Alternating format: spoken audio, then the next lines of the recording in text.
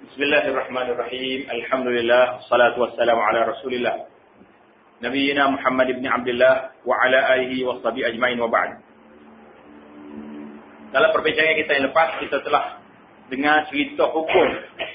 Bagaimana hukum orang yang meninggalkan sembahyang. Jadi kata ulama, hukum orang yang meninggal sembahyang ni, kalau ingkar, kafir. Itu ijma'. Setuju belakang. Ulama tak ada orang bantah. Yang kedua, kalau dia meninggal kerana terlupa ataupun tertidur, pensan, maka dia tidak berdosa, tapi dia kena qada. Dia jadi persoalan panjangnya, hak tinggal semaya saja-saja. Tak ada apa-apa. Sihat, walafiat. Tubuh segar, otak duduk molek. Tak ada tempat apa satu. Tak sih buat apa, tak sih buat, tak sih. Malah. Jadi hak ni, kita balik cerita dah. Sebagai ulama kata, orang ni tidak kafir lagi, tak fasik.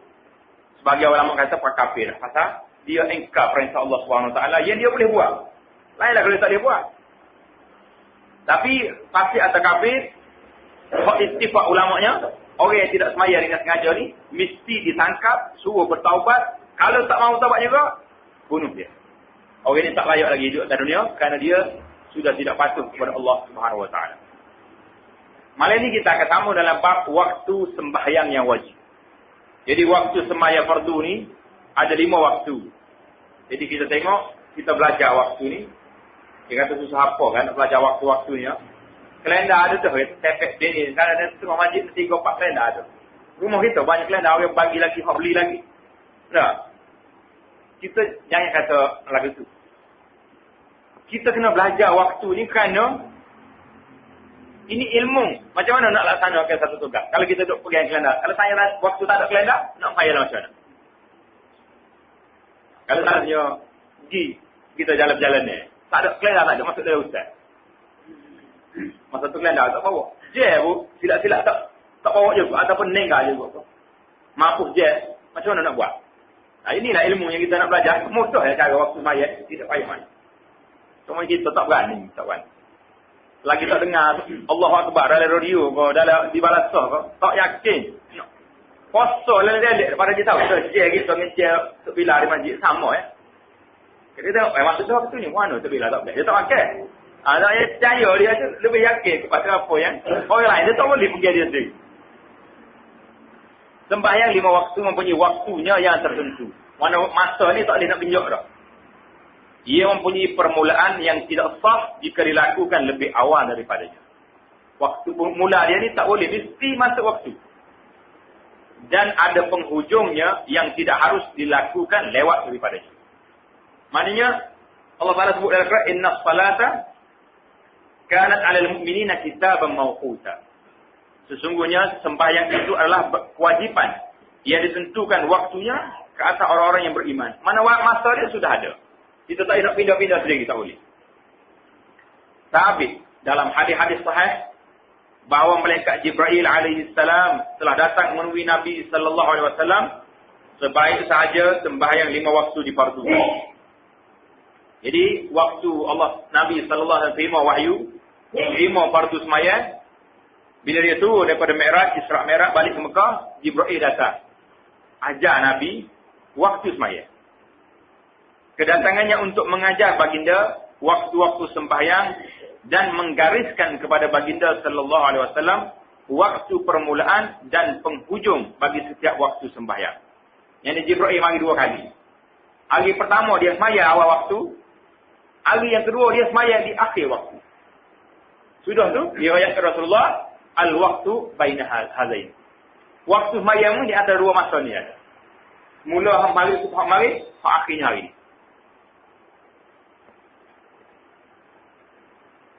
Waktu-waktu tersebut juga telah dijelaskan oleh Rasulullah sallallahu alaihi wasallam kepada orang-orang Islam melalui ucapan dan perbuatannya. Perkara ini boleh dilihat dalam Sunan Abi Daud, nama kitab Sunan Abi Daud. Kitab besar hadis ni masyhurnya orang panggil kitab Kutubus Sittah. Kutubus Sittah ni Al-Imam Bukhari, Muslim. Hak 2 kitab ni kalau kita jumpa hadis riwayat Bukhari, Muslim, kita tak payah tanya lagi dia sendiri sahih atau sahih, jangan tanya. Untuk kita orang awam ni, cukup dah. Bila sebut Bukhari, Muslim, riwayat, mana sahih dalam kitab hadis. Sunan Abi Daud dalam kitab sembahyang, bab waktu-waktu sembahyang, nombor dia 393 dan juga Sunan At-Tirmizi.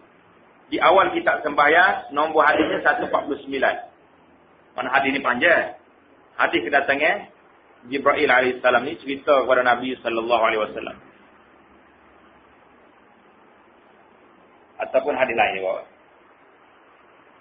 Hadis yang membicarakan tentang kelima-lima waktu sembahyang tersebut adalah sebagaimana yang diriwayatkan oleh Imam Muslim dan lain-lain daripada Abu Musa al-Ash'ari daripada Nabi sallallahu alaihi wasallam.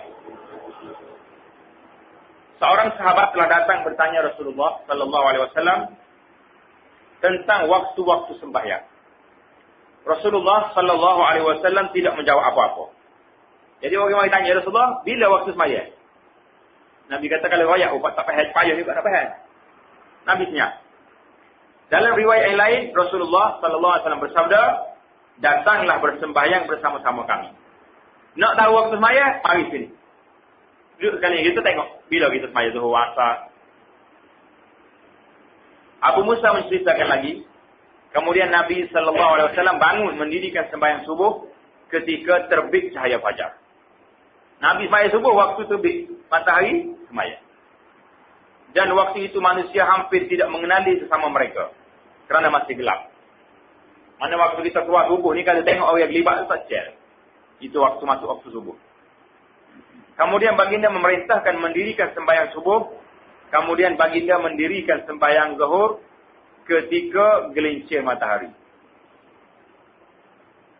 Gelincir lagu mana? Orang kata, oh ya, gelincir matahari. Lagu mana gelincir matahari? Boleh cerita kita, gelincir matahari. Kau pada kata ya? Gelincir matahari ni, mana matahari duduk tengah-tengah langit, dia undut. Tinggi dah. Masuk alah kau nak jatuh dah. Itu mana bayang, itu mana gelincir. Seorang sahabat telah berkata, sesungguhnya siang hari telah sampai di pertengahannya. Tengah-tengah matahari. Dia dalam istilah bahasa dia panggil fi kabidis sama. Kabidis sama ni matahari betul-betul atas kepala. Sedang baginda sallallahu alaihi wasallam lebih mengetahui daripada mereka. Lalu menyuruh mereka menunaikannya. Kemudian baginda sallallahu alaihi wasallam ada ni enggak kau boleh pergi.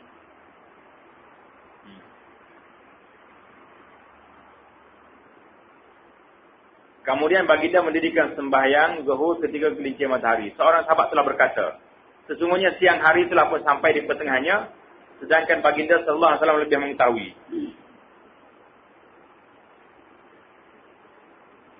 Mana orang royak?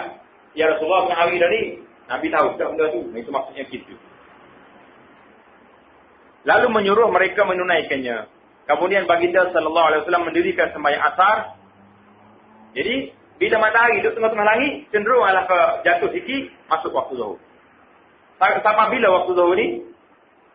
Baginda sallallahu alaihi wasallam mendirikan sembahyang asar ketika matahari masih tinggi. Lalu dia menyuruh melakukannya sembahyang asar. Lepas ni dia akan bawa satu-satu setiap waktu. Kemudian baginda sallallahu alaihi wasallam mendirikan sembahyang maghrib ketika terbenam matahari. Lalu dia menyuruh menunaikannya. Kemudian baginda sallallahu alaihi wasallam mendirikan sembahyang isyak ketika hilang cahaya merah di kaki langit. Pada keesokan harinya, Rasulullah sallallahu alaihi wasallam melewatkan sembahyang subuh sehingga ketika baginda sallallahu alaihi wasallam beredar daripadanya, sahabat tersebut berkata, orang tanya kata, matahari telah hampir terbit. Nabi sudah sembahyang subuh tu matahari nak naik dah. Sudah. Kemudian baginda sallallahu alaihi wasallam melewatkan sembahyang zuhur sehingga hampir waktu asar. Sebagaimana yang telah ditunjukkan waktunya semalam. Kemudian baginda sallallahu alaihi wasallam melewatkan sembahyang asar sehingga ketika selesai daripadanya sahabat tersebut berkata, matahari telah kemerah-merahan. Nah, tanda sini. Bila masuk Nabi kita akhir sembahyang saya waktu inda sirar syams. Waktu matahari merah dah sikit. Tidak jatuh lagi matahari. Dalam perbahasan waktu asar nanti dia ada masalah. Kemudian baginda sallallahu alaihi wasallam melewatkan sembahyang maghrib sehingga ketika hampir hilangnya syafaq. Syafaq ni makna cahaya merah di kaki langit. Kemudian baginda melewatkan sembahyang Isya sehingga 1/3 malam. Nabi melewat sembahyang Isya sampai 1/3 malam. Ada satu riwayat sahabat-sahabat je negara atas masjid. Tunggu. Rasulullah sallallahu alaihi wasallam tak keluar dari masjid. Saja dia melewat sampai 1/3. Ini nak royak bila ke akhir waktu ikhtiar untuk sembahyang ni. Apabila tibanya pagi, baginda memanggil orang yang bertanya dan bersabda, pagi esoknya, hari orang duduk ni, 2 hari ni. Dia panggil orang yang bertanya tadi, dan bersabda, waktu adalah di antara 2 waktu yang telah aku tunjukkan. Nabi kata, al-waktu baina hadza ini, orang yang bertanya kemarin, mu tengok dah aku sembahyang. Sembahyang hari pertama awal waktu. Sembahyang yang kedua di akhir waktu, al-waktu baina hadzal wa ini, hadza ini, Nabi kata, waktu sembahyangnya di antara 2 celah hari. Mari awal waktu, hari ni akhir waktu. Ambil lah pagi tu. Okay. Maknanya kalau nak oyak duduk sini-sini, payah. Dengan cara buat lakonan tu, buat sungguh amali lebih jelas daripada kita nampak. Supaya kita buat kursus maya, kursus tayamum, apa. Kalau kita cerita saja payah. Tapi kalau tepuk atas tanah, tunjuk cara, nampak ni. Pasal tu lah, sekolah-sekolah apa dia panggil, cara apa ni, mengajar lah ni, ada Bapak Ustaz, ada gambar-gambar nak tunjuk ni bagian. Itu uslub yang diajar oleh Nabi sallallahu alaihi wasallam. Dia tak syarat saja. Mu tunggu sini, nak royak. Sudah royak cara praktikal Nabi royak, itulah waktu sembahyang. Ingat royak. Di sana terdapat hadis-hadis yang menjelaskan perkara yang tersebut secara umum dalam hadis di atas. Atau tambahan kepada apa yang disebutkan dalam hadis di atas. Perkara ini akan kita lihat apabila kita membincangkan waktu setiap sembahyang secara terperinci selepas ini. Jadi dia akan masuk secara terperincinya lepas ini. Yang pertama, waktu subuh. Waktu subuh, bila bermula waktu subuh? Bermula dengan zahirnya fajar shadiq. Dan ia berterusan sehingga terbit matahari. Jadi kita tahu dah, waktu subuh ni kalau ada jam ke tak ada jam ke, ada orang azan kalau kita duduk mana pun. Cuma ada ke masalah pak kita ni. Kalau hari hujan nak nampak warna fajar tu. Pukul 8 gelap lagi. Ini yang jadi kita rasa kekot. Tapi dia lagi Arab memang dia senang. Dia tengok langit nampak kan. Bahkan zaman orang ngaji zaman dulu. Mengikut orang tua kita ni cerita. Dia kata waktu dia ngaji ilmu falakiyah, naik atas rukiah tu je. Semua bintang ni, bintang ni. Boleh tengok. Pasal waktu tu literik belum ada lagi tak orang tak suluh. Tidak kaca lagi suasana udara tu memang gelap. Lalu ni dengan lampu spotlight, dengan laser suluhnya. Jadi macam mana nak nampak daripada atas. Jadi fajar ada 2. Dipanggil satu fajar kazib, satu fajar shadiq. Fajar kazib ni nampak ada cerah itu langit sikit. Itu dia tak masuk waktu lagi. Fajar shadiq ni nampak cerah semua sikit. Nampak cerah naik. Ada cahaya. Mana fajar? Tahu mana fajar? Mana sebelah langit. Belah dengan cahaya putih, cahaya cerah tu naik dalam waktu. Sehingga mana? Sabda Rasulullah sallallahu alaihi wasallam, waktu salatis subhi min tulu'il fajri ma lam tatlu'i syams.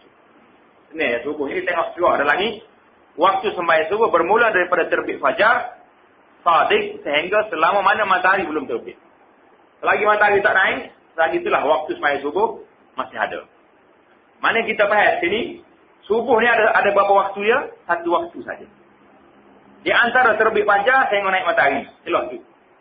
Habislah. Dia tak dilepas pada naik matahari. Mana sangat waktu fajar ni senang. Satu waktu dia panggil ada.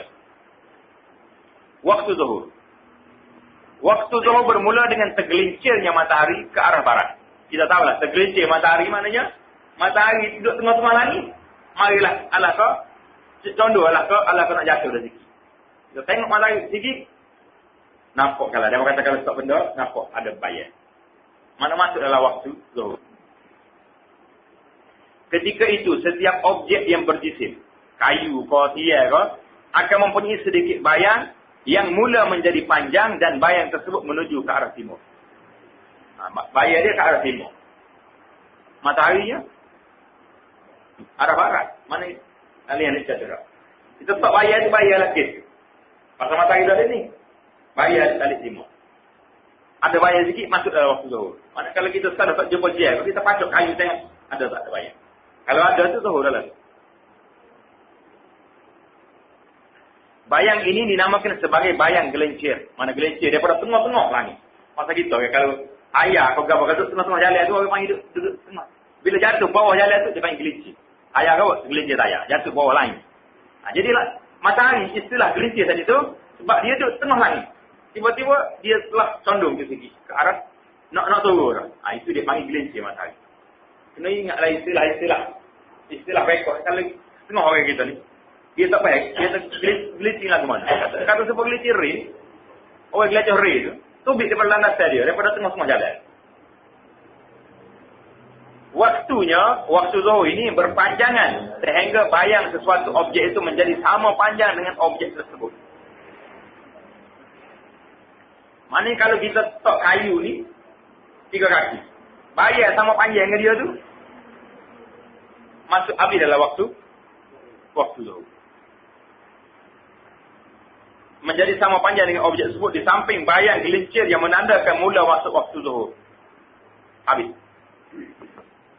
Imam Muslim rahimahullah taala meriwayatkan bahawa Rasulullah sallallahu alaihi wasallam bersabda, "Waqtu zuhri idza zalatis syamsu wa kana dhillu ar-rajuli ka tulihi ma lam yahduril 'asr." Waktu zuhur ialah apabila matahari tergelincir dan bayang seseorang akan menjadi sama panjang dengannya selama mana asar belum datang. Waktu zuhur ada berapa waktu? Satu waktu ya. Tak daripada gelincir matahari, siapa bayar sekali lagi, satu kali ganda dengan dia tu, sama panjang dengan dia, habislah waktu zuhur. Subuh, satu waktu. Zuhur, satu waktu. Masuk waktu asar. Waktu asar bermula apabila berakhirnya waktu zuhur. Bila habis waktu zuhur, bayar sama panjang, lebih sikit dah, masuk dalam waktu asar. Dan ia berlanjutkan sehingga terbenam matahari. Tengok terbenam matahari ni, apa yang disebut dalam kitab kita ni, sehingga terbenam matahari.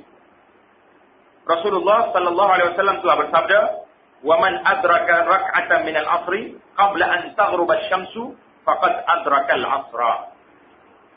Maksudnya sesiapa yang mendapat satu rakaat daripada sembahyang asar sebelum terbenamnya matahari, maka sesungguhnya dia telah mendapat sembahyang asar seluruhnya. Jadi dalam hadis ini menunjukkan waktu asar itu berapa waktu? Satu waktu. Tak daripada bayar sama panjang dengan benda tu, lebih sikit, sampai jatuh matahari, itulah waktu asar. Kalau kita pegang pada hadis ini. Walau bagaimanapun, seorang yang bersembahyang adalah tidak melewatkannya sehingga terjadi bayang sesuatu itu 2 kali ganda panjangnya, di samping bayang tergelincir tadi, bayang zuhur tadi, berdasarkan hadis yang berkenaan dengan waktu-waktu sembahyang yang telah disebutkan tadi, hadis panjang tadi. Juga berdasarkan sabda Rasulullah sallallahu alaihi wasallam, "Wa waqtul 'asri ma lam tasfar asy-syamsu." Tengok. Hadis ni, hadis yang kedua, kita baca dulu. Hadis yang kedua ni, waktu asar ialah selama mana matahari belum kekuning-kuningan. Waktul 'asri selama mana matahari belum kuning-kuningan. Maknanya, ada beza atau tidak hadis ni, hadis Muslim, negatif 12 ni, dengan hadis Muslim, negatif 8. Ada beza.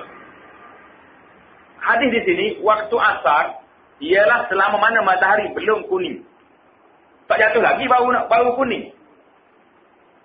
Hadis ni, hadis negatif 8 tadi, waktu asar, siapa dia dash, satu rakaat. Sebelum maghrib, dia dash maya Allahu Akbar. Habis satu rakaat, masuk rakaat yang kedua, orang azan maghrib.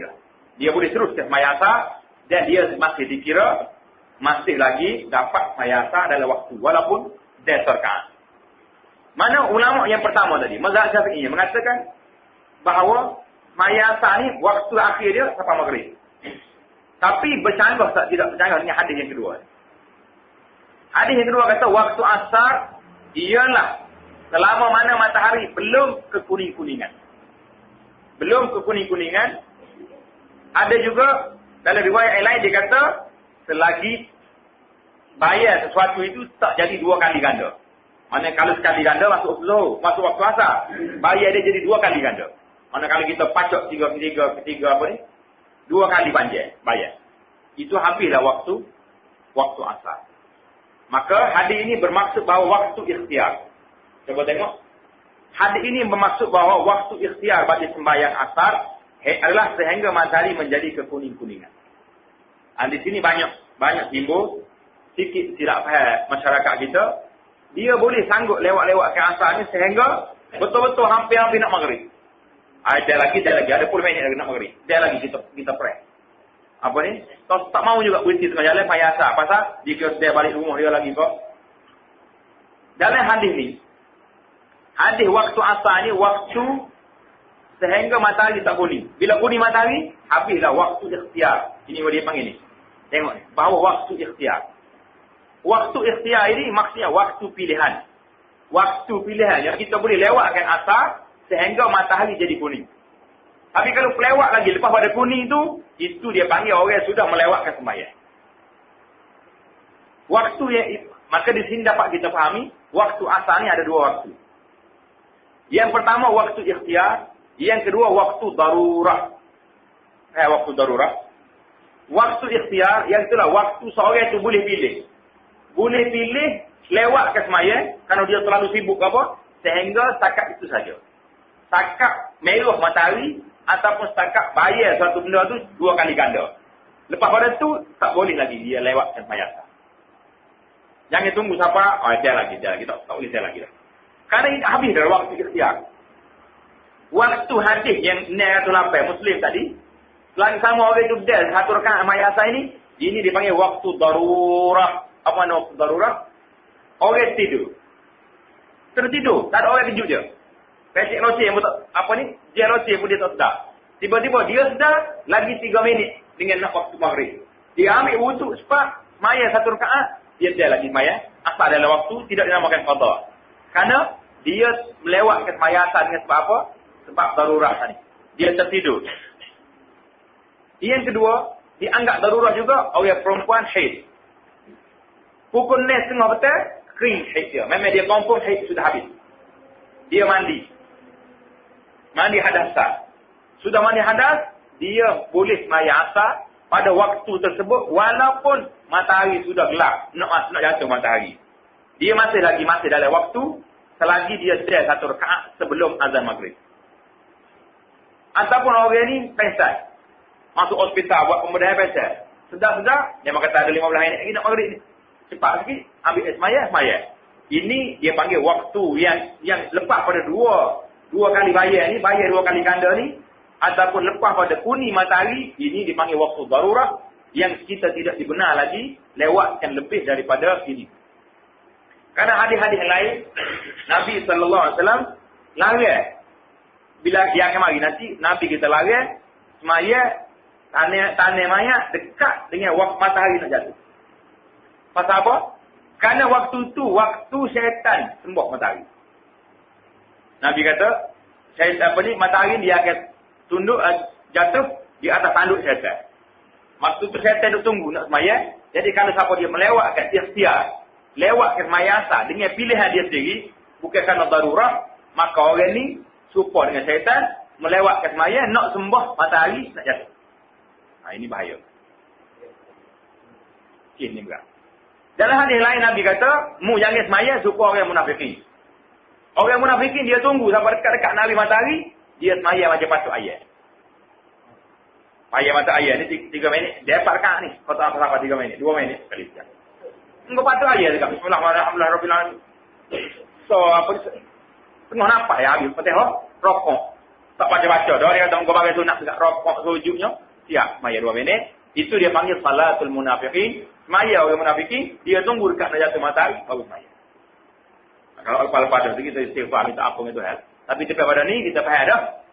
Waktu asar ada 2 waktu. Yang pertama waktu ikhtiar, yang kedua waktu darurat.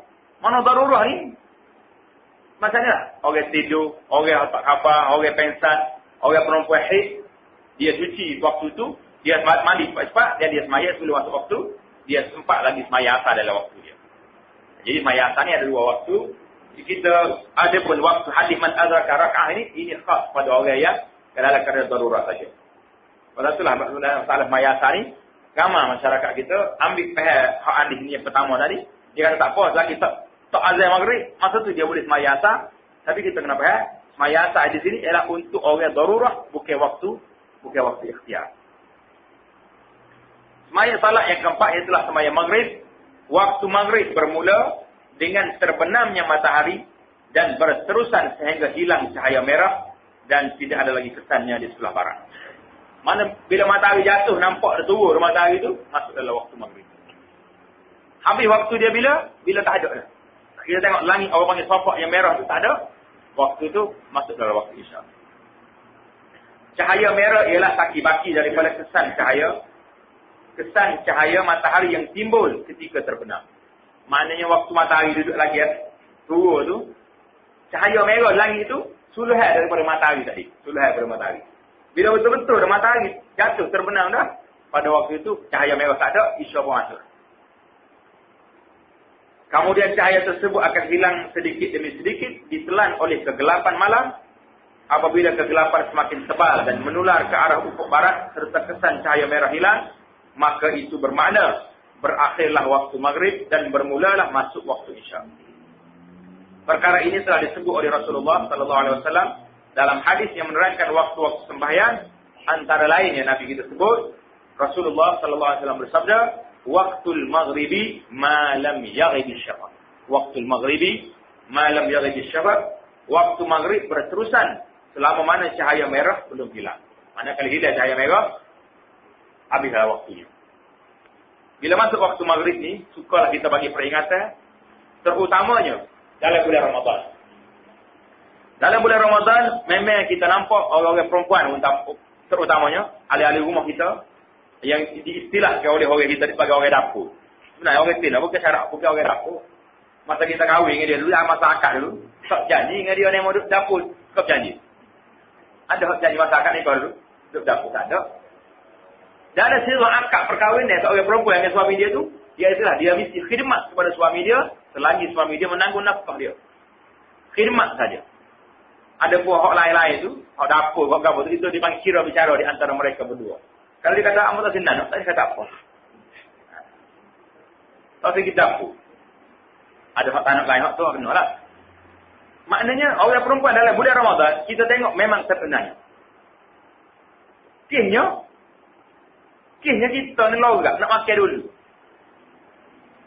Nak makan awal. Bila makan sudah makan kat dia pula orang nak pergi semaya terawih kata, basuh pinggir dulu sudah makan nasi. Tipai pinggir, tipai dapur. Sudah basuh pinggir, semaya isyak kadang-kadang dekat nak habis waktu. Kalau sudah semaya tu lagi baca hung kereta nak pergi semaya terawih. Jadi semaya melewat ke semaya waktu ni bercakap tidak baik. Satu buat tidak baik. Masa itulah kita syorkan. Supaya kita bertolak ansur sama ada kita pergi semaya buka puasa di masjid, semaya jemaah ramai-ramai. Ataupun kita buka puasa dulu ringkas. Dengan buah tamannya, dengan kuihnya. Banyak beli kuih ni boleh Ramadan. Habis kita jajak dah. Sudah tu, semaya dulu. Hak suaminya naik motosikal kau, naik kereta, kita pergi semaya di masjid. Hak perempuan pun semaya dulu rumah. Lepas tu kan, kita balik tu, makan siap, makan.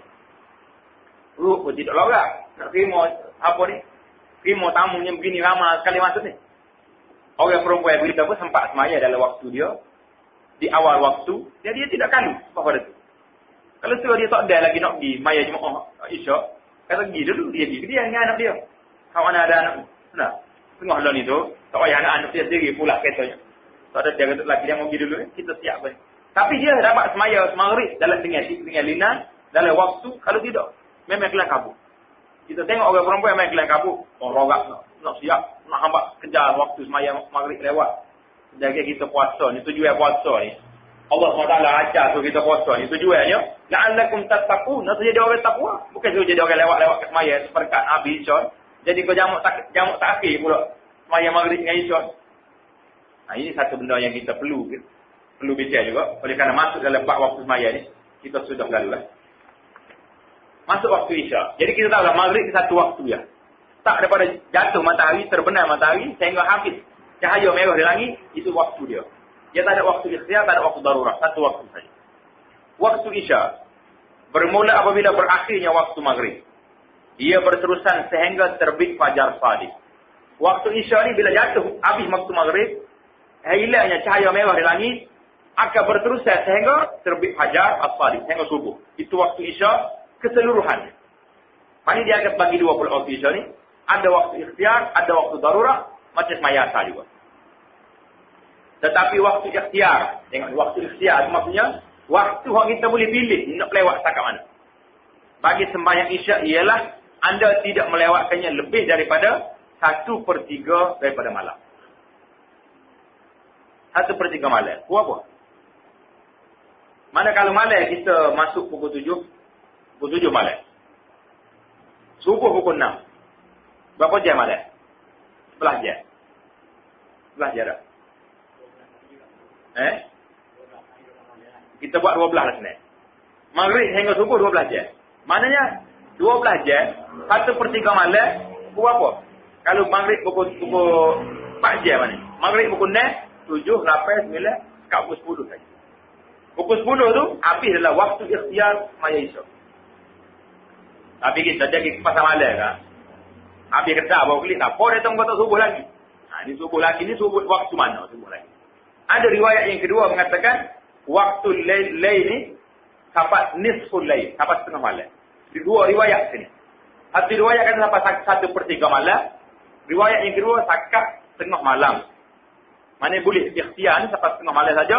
Lepas pada waktu, itu dipanggil waktu darurat untuk orang tertentu seperti yang telah dijelaskan dalam waktu asar tadi. Orang uzur, orang sakit yang baru sedar, ataupun orang tertidur. Mana kalau kita nak pilih, lewatkan sengaja, lewatkan, ini sehingga lepas pada itu, khilaf ulama. Ada yang mengatakan dosa. Sebab orang ni lepas pada setengah malam ni sudah dianggap waktu qadha. Kerana dia melewatkan waktu. Sedangkan waktu ikhtiar dia sakat 1/3, satu riwayat yang kedua, sehingga setengah malam. Pada tu Nabi tadi, waktu dia ajar ke orang tadi, tidak Nabi kita semaya hari yang kedua, 1/3 malam. Mana Nabi nak raya, sallallahu alaihi wasallam, nak bagi tahu, takat ni ya, waktu semaya Isya. Takat itu saja. Ingat tengok balik dalam hadis itu, hak panjang tadi. Dia semaya asar waktu mana? Dalam muka surat apa tadi? Semaya Isya, baginda melewatkan semaya Isya sehingga 1/3 malam.